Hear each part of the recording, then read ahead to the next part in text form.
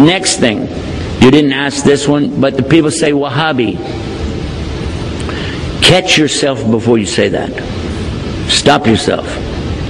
The other word I told you is the Arabic word, so is this. It means to bestow, to give. Al-Wahhab, if you say Al-Wahhab, you must be very careful now. You just said Allah's name. Allah is Al-Wahhab. He is the bestower, the ultimate bestower. So you don't take Allah's name and play with it like that. What really happened over 200 years ago, there was a student of knowledge who memorized the Quran when he was not even a teenager yet. He studied all of the fiqh, jurisprudence of the Hanafi. Then he began to study others. And his father, who was a scholar, told him to stop. Just stay with what we have. He said, I want to learn the others. His father almost disowned him because of it. It was very upsetting. Don't do that. But he wanted to learn all of it so he could understand. And he began to learn quite a bit.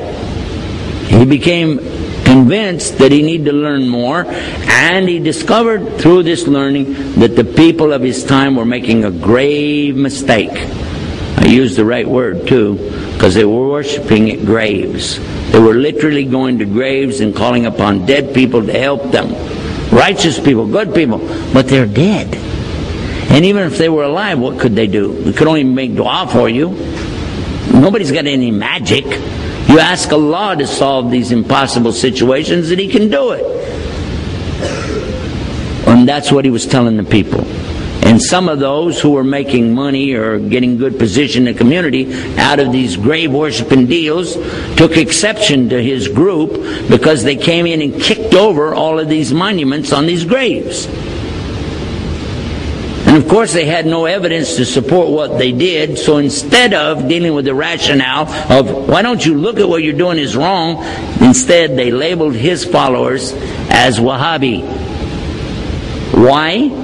Because they couldn't call him by his real name. His name was Muhammad, and they would have had to say they're Mohammedans.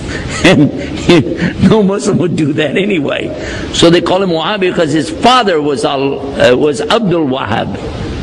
So he was Muhammad ibn Abdul Wahhab.